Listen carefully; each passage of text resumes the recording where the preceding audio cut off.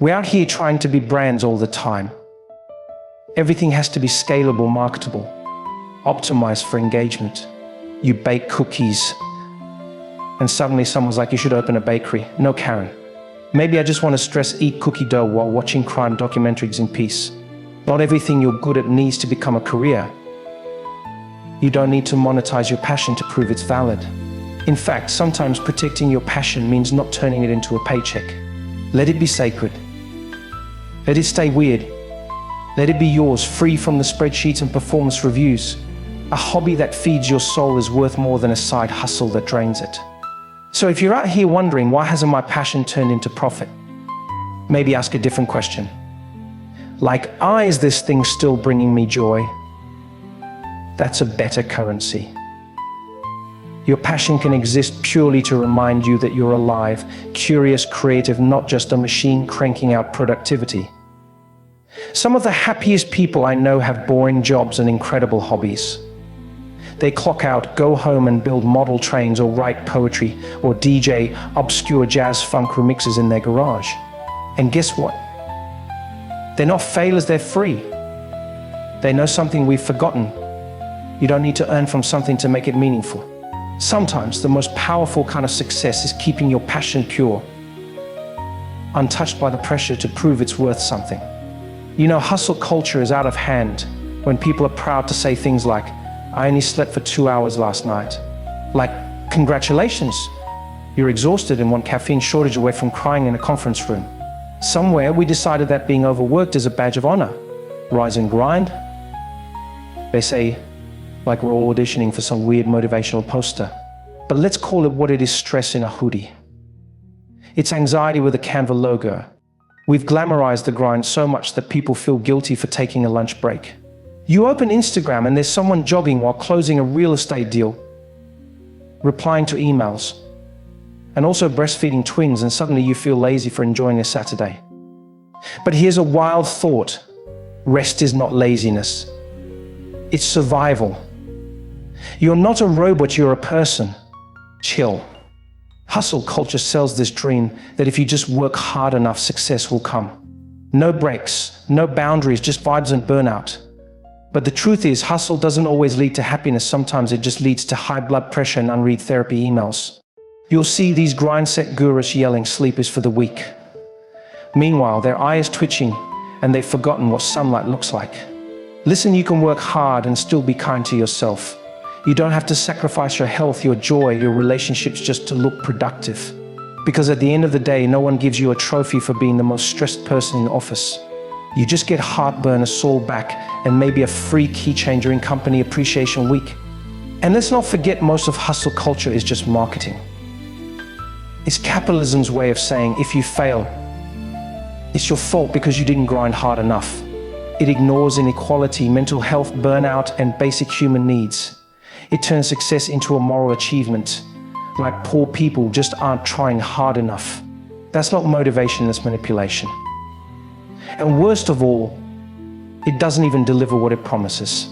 You can hustle your whole life and still end up broke, tired, and Googling how to fake joy on Zoom calls. The truth is, hard work matters, but so does rest, community, timing, and sometimes luck. Hustle culture forgets that. It treats life like a race, but nobody tells you that the finish line keeps moving. So what if we stopped worshiping the hustle and started respecting balance? Imagine a world where we measure success by peace of mind, not hours clocked. Where taking a nap isn't a sign of weakness but wisdom. Where you don't have to burn out to be taken seriously. Look, I'm not saying don't work hard, I'm saying don't let hard work hijack your life. You're allowed to enjoy slow mornings. You're allowed to log off, you're allowed to say I'm doing enough and actually believe it. Because your worth isn't measured by how exhausted you are, it's measured by how alive you feel. So take off the hoodie, breathe, and remind yourself you're a human being, not a productivity app. We've got it completely backward. Somewhere along the line, someone told us that work is the center of life, like your job is the sun and everything else just orbits around it. Relationships rotate around your job. Hobbies, fit them in after hours if you're not too tired. Mental health, sure, as long as it doesn't interfere with your 9 a.m. meeting. But that's not living, that's just functioning. We've built a culture where it's normal to say things like, I barely see my family during the week, and everyone just nods like, yeah, same. No, that's not normal. That's a red flag with a cubicle. Work should fit into your life like a puzzle piece, not like a bullseye that flattens everything else.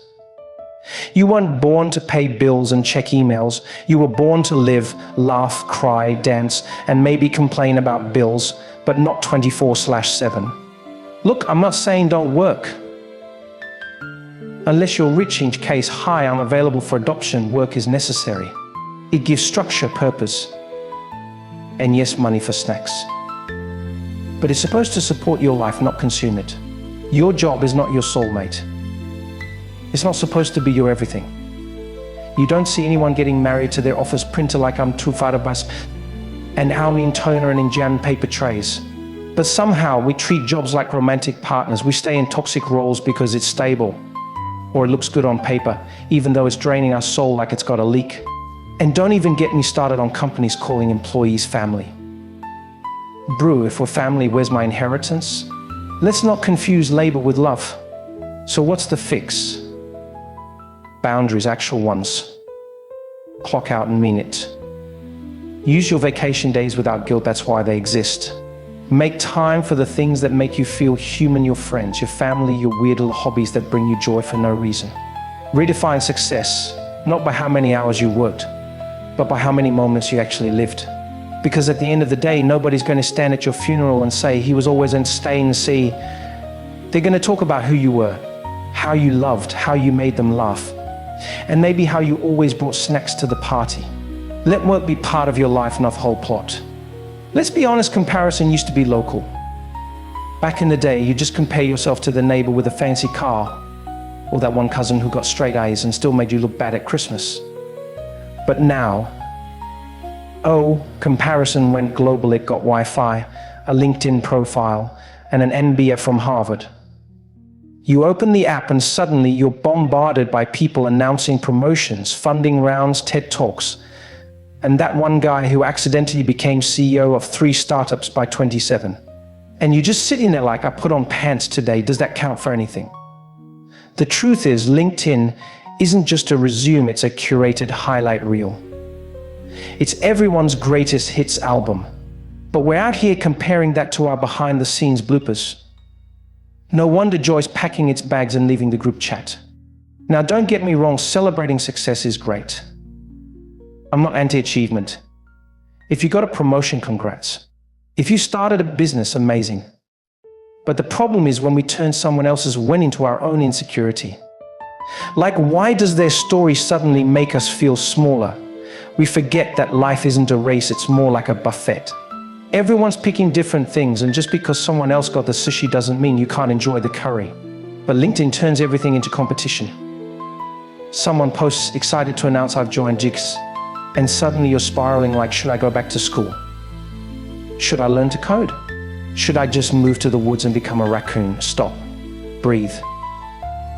Their path is not your path. Their timeline is not your deadline. Here's the kicker, half the time, even the people posting the big wins are struggling behind the scenes. You don't see the anxiety, the sleepless nights, the missed birthdays, you just see the polished caption and a photo of someone holding an invisible trophy. And you start questioning your entire existence. It's like going to the gym and getting mad that you're not ripped after one crunch while the guy next to you has been lifting weights since the womb. You're allowed to be on your own timeline. You're allowed to grow at your own speed. And you're allowed to unfollow, mute, log off, whatever it takes to protect your peace. Remember, joy doesn't come from winning, it comes from being present for your own life. So the next time you feel that comparison creeping in, do this pause. Ground yourself.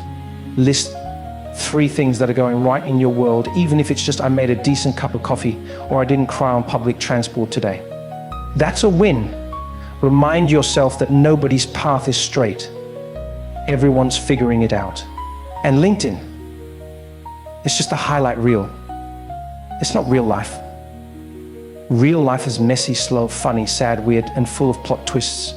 And that's okay. So stay in your lane. Build your life brick by brick, not based on someone else's blueprint.